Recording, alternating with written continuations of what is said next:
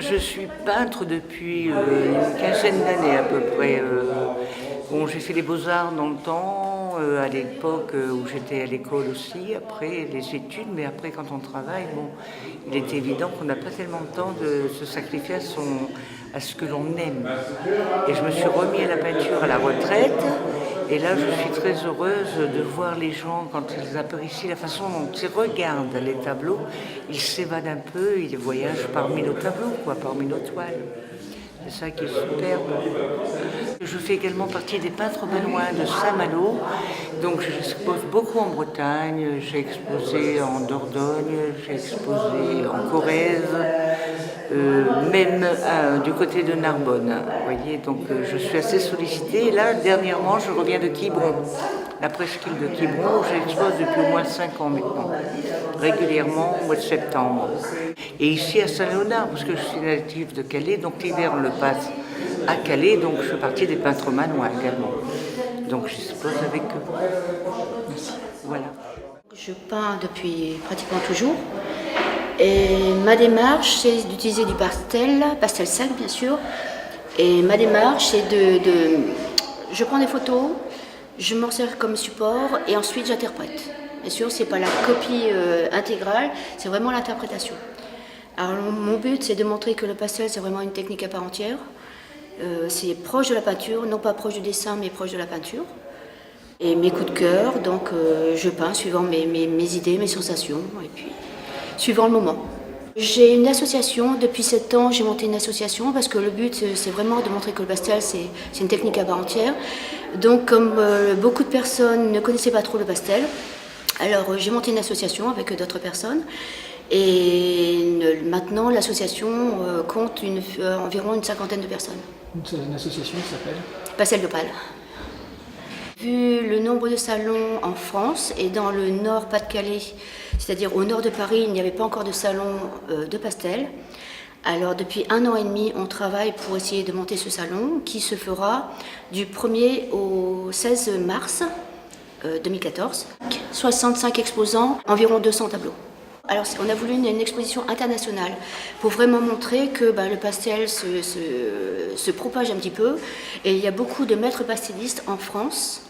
Et là je fais une petite parenthèse, on a pu avoir vraiment la chance, vraiment la plus grande maître pastelliste de France, elle nous a répondu qu'elle était d'accord et qu'elle venait.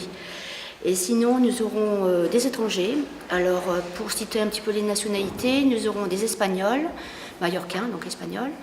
On aura anglais, l'invité d'honneur c'est Cheryl Curver, c'est-à-dire la présidente de la Société de pastel en Angleterre. On aura une Irlandaise, on aura des Allemands, on aura des Belges, on aura un Slovaque, on aura un Indien, on va avoir un Turc. Surtout, on essaie de varier pas la technique, c'est toujours la même, pastel sec, mais surtout la façon de faire.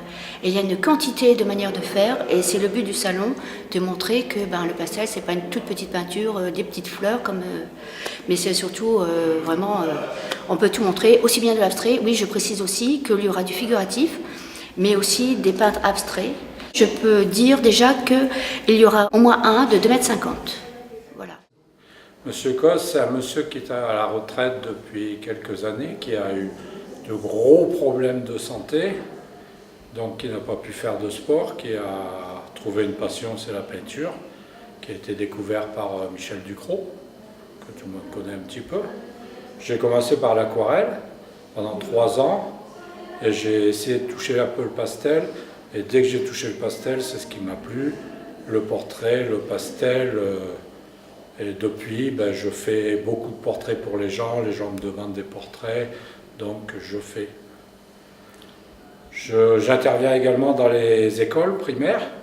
Actuellement, c'est les écoles d'Équien, où j'apprends les élèves du primaire, les 7 classes ou 8 classes, à faire un portrait. Et cette année, sur l'année, on va faire les portraits des mamans.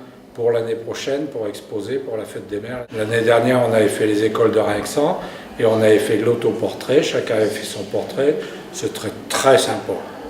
Vous faites partie de Pastel d'Opale? Je fais partie de Pastel d'Opale, je fais partie de la palette Côte d'Opale à Calais et je suis aux Beaux-Arts aussi dans 4e année.